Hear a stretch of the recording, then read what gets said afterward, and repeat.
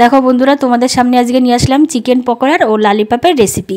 কীভাবে বানাচ্ছি আমি, সম্পূর্ণ ভিডিওটা তোমরা দেখতে থাকো। এখানে দিয়েছি প্রথমে একটু নুন আর লেবুর রস দিয়েছি, একটা ডিম ফাটিয়ে দিয়েছি, আর এইখানে দেখো পেস্ট আছে আদা রসুন কাঁচা লঙ্কা। এবারে এই পেস্টটা দিয়ে দেবো। তারপরে দিয়ে দিলাম গোলমরিচের গুঁড়ো, এই যে তারপরে দিয়ে দিলাম ময়দা, তারপরে দিয়ে দিলাম দেখো পরিমাণ মতন কর্নফ্লাওয়ার দিয়েছি, তারপরে দিয়ে দিলাম ধনেপাতা কুচি, দিলাম লাল একটু ফুড কালার। এবার দেখো সবকিছু দিয়ে দিয়েছি, ভালো মতন মাখিয়ে নেব।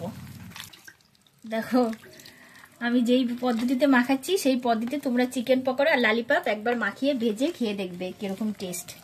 হ্যাঁ, এইটা দেখো আমি সকালে মাখিয়ে রাখলাম, এবার বিকেলে ভাজবো। এটা আমি ফ্রিজে রেখে দেবো। তো বেশি টাইম তোমরা মাখিয়ে রাখবে তত বেশি টেস্ট হবে। এই যে মাখিয়ে টাখিয়ে সকালে ফ্রিজে রেখে দেবে, এবার বিকেলে ভাজবে, হেভি টেস্ট হবে। বন্ধুরা এই যে এখন তো সন্ধ্যা হয়ে গেছে, এখন ফ্রিজ থেকে ললিপপের মাংসটা বের করলাম। এই যে এখন সব ভেজে নেবো। এই যে ললিপপের মাংসগুলো দিয়েছি আর চিকেন পকোড়াগুলো ভেজে নেবো। দেখো আমাদের তৈরি হয়ে গেল চিকেন ললিপপ, এই যে আর পকোড়া। তোমরা একবার এইভাবে বানিয়ে খেয়ে দেখবে। আমার রেসিপি যদি আপনাদের ভালো লাগে সবাই আমার পাশে থাকবে আর আমার পেজটিকে ফলো করে দেবে।